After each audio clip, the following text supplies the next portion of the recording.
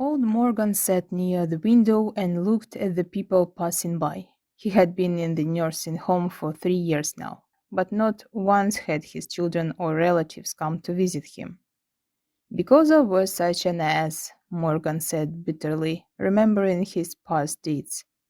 He worked long and successfully, achieved career growth, and secured a solid pension for himself.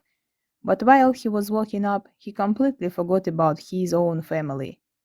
Morgan's wife always tired from household chores and lack of sleep.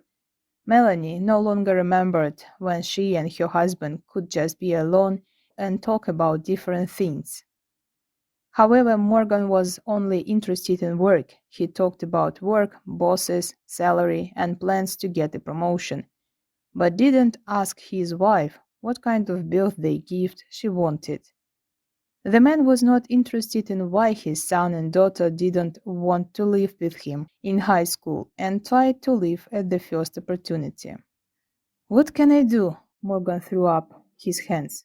I've been paying their bills for years. It's time for them to grow up. This will benefit everyone. Melanie stopped talking to her husband after the children left, and one fine day the man discovered that his wife had also left, taken with her only a small old suitcase. Melanie, do we really need to break up? Morgan was surprised. Let the children go their separate ways. They have their own path, as they say. But you and I have been together for so many years. Why did you do this? What have I done? Melanie asked tiredly without looking at her husband. You left me, Morgan exclaimed indignantly. I'll have to live alone, and I'm not used to it.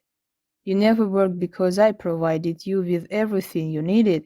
You are acting like an ungrateful animal. So I did the right thing, because no animal can be forced to love its owner, Melanie retorted. Morgan, wake up. You never treated me like the woman you loved. I have always been just a servant for you, nothing more. But where will you go without a penny in your pocket? Morgan asked mockingly.